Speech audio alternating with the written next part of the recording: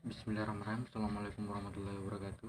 Perkenalkan, nama saya Faisal Sarhan dari program studi Ekonomi Syariah 6D IAIN Palopo. Jadi di sini saya akan membahas tentang kebijakan perdagangan internasional. Langsung saja, yang pertama adalah perdagangan internasional. Jadi perdagangan internasional adalah perdagangan yang dilakukan penduduk suatu negara terhadap penduduk negara lain atas dasar kebijakan bersama. Kemudian materi selanjutnya itu sebab-sebab timbulnya perdagangan internasional.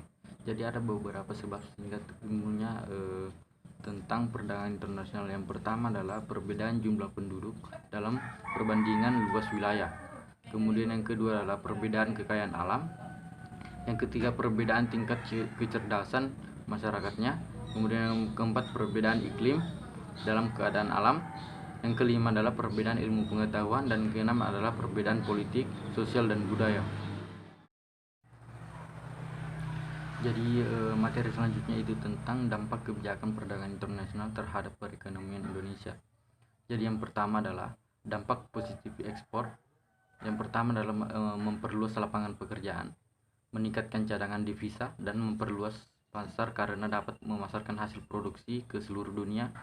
Dan yang menjadi dampak negatifnya, yang pertama menimbulkan kelangkaan barang dalam negara, dan yang kedua menyebabkan eksploitasi besar-besaran sumber daya alam. Contohnya itu seperti ekspor barang tambang telah menyebabkan semakin tipisnya cadangan bahan tambang dan menimbulkan kerusakan alam atau lingkungan. Dampak positif impor, yang pertama meningkatkan kesejahteraan konsumen karena masyarakat Indonesia dapat menggunakan barang-barang yang tidak ada dalam negeri. Yang kedua, meningkatkan industri dalam negeri, terutama yang bahan bakunya berasal dari luar negeri. Kemudian dampak negatif impor, yang pertama menciptakan pesaing bagi industri dalam negeri. Yang kedua, menciptakan pengangguran, artinya kita telah kehilangan kesempatan untuk membuka lapangan pekerjaan. Kemudian yang ketiga adalah konsumerisme, artinya konsumen berlebihan terutama untuk barang-barang mewah. Contohnya pakaian mewah, mobil mewah, alat-alat rumah tangga yang mewah.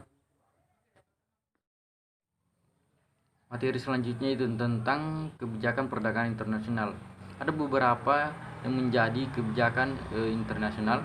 Yang pertama adalah proteksi, di mana proteksi adalah kebijakan perdagangan internasional yang bertujuan untuk melindungi produksi suatu negara atau negeri. Ada beberapa yang menjadi proteksi. Yang pertama adalah larangan impor, tarif impor, kuota, subsidi, premi, dan lain sebagainya. Kemudian yang kedua tentang perdagangan bebas. Jadi kebijakan perdagangan bebas adalah kebijakan perdagangan internasional untuk menghilangkan hambatan-hambatan dalam perdagangan internasional.